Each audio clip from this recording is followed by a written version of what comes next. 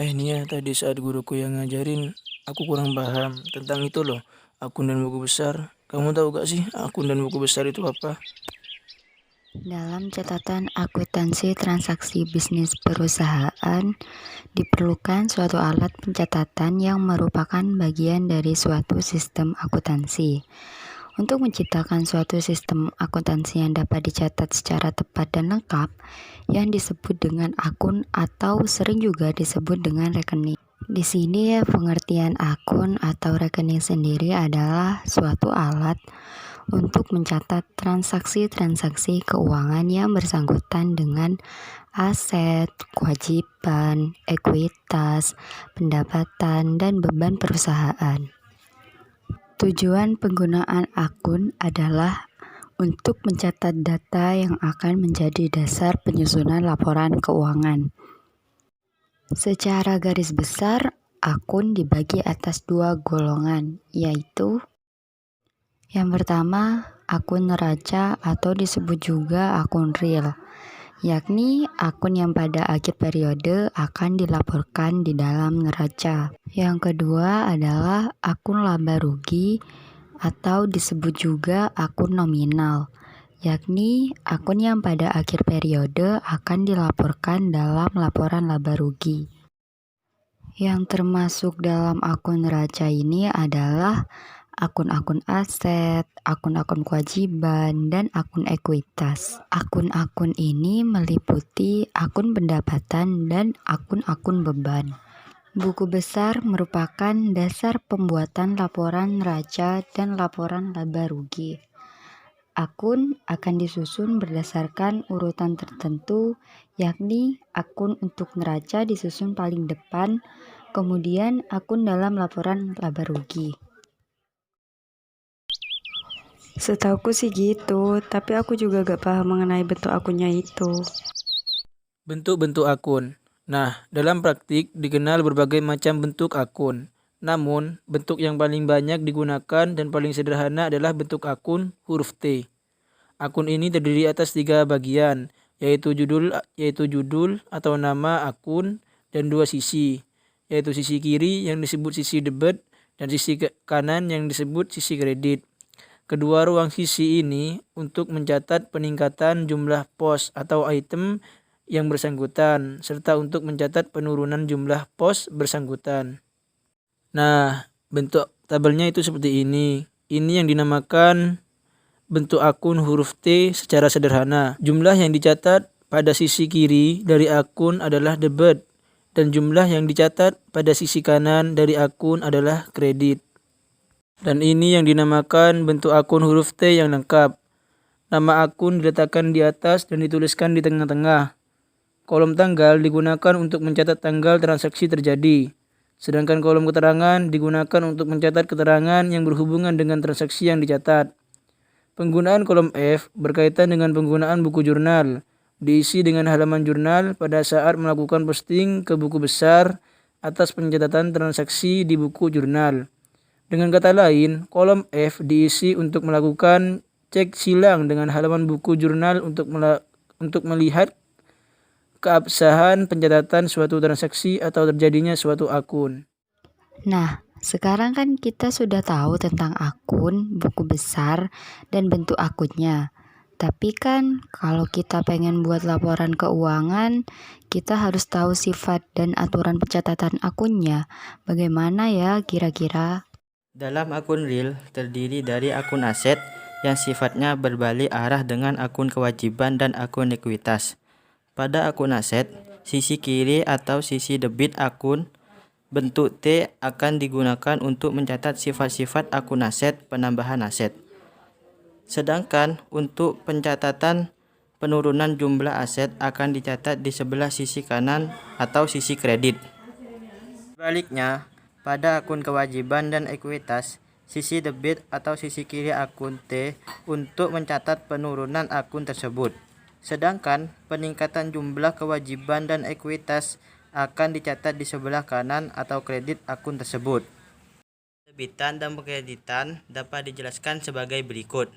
Yang pertama, akun-akun aset. Pengaruh transaksi terhadap akun-akun ini adalah bila terjadi peningkatan nilai aset, maka akun ini debit. Bila terjadi penurunan aset, akun ini dikredit. Sejumlah peningkatan atau penurunan akun aset. Yang kedua, akun-akun kewajiban. Pengaruh transaksi terhadap akun-akun ini adalah bila terjadi peningkatan akun-akun kewajiban, maka akun ini akan dikredit. Sebaliknya, bila terjadi penurunan, akun-akun kewajiban ini akan didebit. Ketiga, akun-akun ekuitas. Pengaruh transaksi terhadap akun-akun modal ini adalah jika terjadi peningkatan modal sebagai akibat suatu transaksi, maka akun ini akan dikredit. Sedangkan jika terjadi penurunan akun modal, maka akun ini akan didebit. Akun-akun modal bisa dijabarkan menjadi 4 jenis akun yang meliputi A. Akun modal pemilik, B. Akun penarikan modal pemilik, C. Akun pendapatan, D. Akun beban. Akun modal pemilik adalah akun yang digunakan untuk mencatat akun investasi atau transaksi pemilik pada perusahaan. Transaksi ini meliputi penyetoran investasi oleh pemilik sebagai modal awal bagi perusahaan dan penarikan modal pemilik oleh pemilik untuk keperluan pribadi pemilik. Bila pemilik menyetorkan kekayaannya pada perusahaan sebagai modal awal, maka transaksi ini akan dicatat di sebelah kredit. Akun penarikan modal pemilik merupakan akun yang digunakan untuk mencatat transaksi penarikan modal untuk keperluan pribadi dan bukan keperluan perusahaan. Transaksi akun jenis ini dicatat di sebelah debit.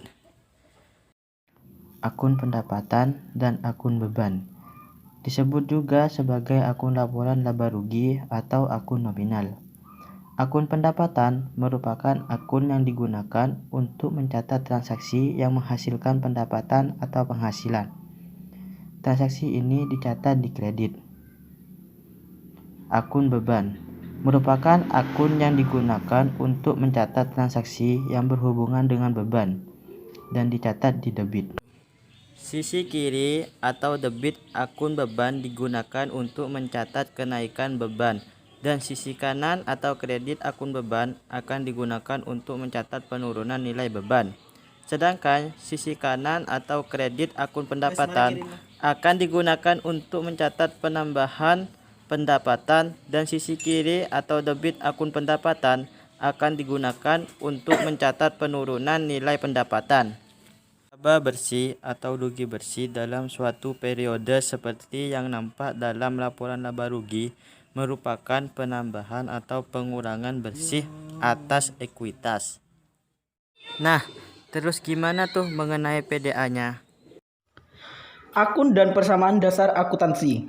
Nah, persamaan dasar akuntansi itu masih ada keterkaitan dengan aset, kewajiban, dan ekuitas pemilik dari sebuah bisnis. Pada transaksi 1, yaitu awal Januari 2007, Nona Indah mendirikan perusahaan travel Malang, Surabaya. Nama perusahaan itu adalah Biro Perjalanan Indah Permai. Nona Indah menanamkan modalnya ke perusahaan berupa uang sebesar 1 miliar dan peralatan kantor senilai 15 juta. Akan mempengaruhi sisi debit pada akun kas, yang berarti ada peningkatan jumlah pada akun kas yang ditimbulkan dari transaksi tersebut. Sedangkan transaksi nomor 4 yaitu membeli sebidang tanah kepada Tuan Joko untuk keperluan garasi kendaraan seharga 350 juta. Dari harga tanah tersebut sejumlah 200 juta dibayar tunai dan sisanya akan dibayar dalam waktu 2 bulan.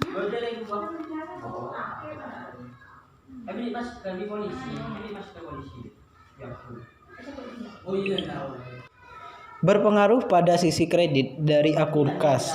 Hal ini berarti terdapat penurunan jumlah kas yang ditimbulkan dari transaksi tersebut. Tapi sebelum membuat persamaan dasar akuntansi, kita harus tahu saldo normalnya terlebih dahulu. Dengan cara yang sama, kita bisa menelusuri transaksi-transaksi yang lain untuk memasukkan ke dalam setiap akun yang sesuai. Sebagai catatan adalah, ketika kita menelusuri transaksi tersebut, kita harus selalu ingat pada sifat akun dan aturan pendebitan dan pengkreditan dari setiap akun.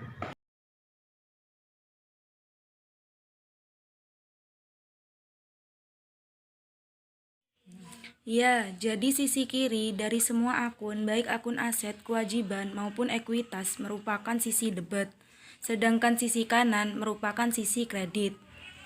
Pada kondisi yang normal, akun aset akan memiliki jumlah sisi debit lebih besar daripada jumlah sisi kredit. Dengan demikian, dikatakan bahwa akun aset memiliki saldo normal debit. Pada akun kewajiban dan ekuitas pada kondisi normal, jumlahnya sisi kreditnya akan lebih besar daripada sisi debitnya. Di akhir periode akuntansi sehingga kita dapat mengatakan bahwa akun kewajiban dan ekuitas memiliki saldo normal kredit. Saldo akun pendapatan dan akun beban dilaporkan dalam laporan laba rugi. Saldo akun nominal dalam buku besar kemudian dipindahkan ke akun ikhtisar laba rugi. Yang selanjutnya akun ikhtisar laba rugi ini akan dipindahkan ke akun ekuitas. Sedangkan saldo akun real pada akhir periode akan dilaporkan di neraca dan saldo rekening real akan dibawa ke periode berikutnya. Jika suatu akun yang umumnya bersaldo normal, debit mempunyai saldo kredit atau sebaliknya, maka mungkin telah terjadi kesalahan atau kondisi yang tidak normal. Tapi aku nggak tahu cara pencatatan transaksi dalam akunnya. Agar kita mendapatkan gambaran yang lebih jelas dan lengkap atas penerapan aturan pendebitan dan pengkreditan, maka di bawah ini akan dijelaskan cara pencatatan beberapa transaksi dalam akun-akun yang ada dalam buku besar pada perusahaan travel Indah Permai. Transaksi pertama, awal Januari 2007. Tapi Nona kan Indah sebelum mendirikan membuat PDA, perusahaan kita travel harus tahu Malang, saldo Surabaya. normalnya terlebih dahulu. Nama perusahaan itu adalah Biro Perjalanan Indah Permai. Nona Indah menanamkan modalnya ke perusahaan berupa uang sebesar 1 miliar dan peralatan kantor senilai 15 juta. Analisis transaksinya seperti ini. A. Akun aset dan akun ekuitas modal bertambah. B. Nama akun aset yang muncul adalah kas dan peralatan kantor. Sedangkan untuk ekuitas adalah modal Nona Indah. C. Debit. Kas sebesar 1 miliar karena aset bertambah. D. Debit. Peralatan kantor sebesar 15 juta, aset bertambah. Kredit.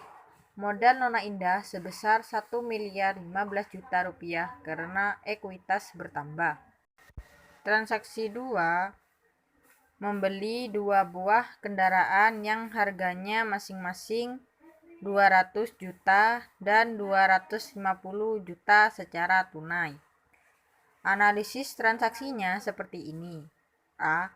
Transaksi ini akan mengubah dari suatu aset menjadi aset yang lain. B. Nama akun yang terpengaruh adanya transaksi ini adalah kendaraan dan kas. C. Debit kendaraan sebesar 450 juta karena aset bertambah. Kredit kas sebesar 450 juta karena aset berkurang. Transaksi 3. Membayar sewa gedung bulan Januari 2007 sebesar 14 juta. Analisis transaksinya seperti ini. A. Transaksi ini akan menyebabkan beban bertambah dan aset berkurang. B. Nama akun yang terpengaruh adanya transaksi ini adalah beban sewa dan kas. C. Debit. Beban sewa sebesar 14 juta karena beban bertambah. Kredit. Kas sebesar 14 juta karena aset berkurang. Transaksi 4. Membeli sebidang tanah kepada Tuan Joko untuk keperluan garasi kendaraan seharga 350 juta. Dari harga tanah tersebut, sejumlah 200 juta dibayar tunai dan sisanya akan dibayar dalam waktu 2 bulan. Analisis transaksinya seperti ini. A. Adanya transaksi ini akan menyebabkan bertambahnya aset, di lain pihak akan menurunkan aset serta munculnya kewajiban. B. Nama akun aset yang timbul dalam tanah, kas, sedang untuk kewajiban adalah utang usaha. C. Debit. Tanah sebesar 350 juta karena aset bertambah. Kredit. Kas sebesar 200 juta, aset berkurang. Kredit. Utang usaha sebesar 150 juta karena kewajiban bertambah. Terima kasih telah menonton video edukasi kami. Semoga video kami bermanfaat. Jangan lupa like and share. Wassalamualaikum warahmatullahi wabarakatuh.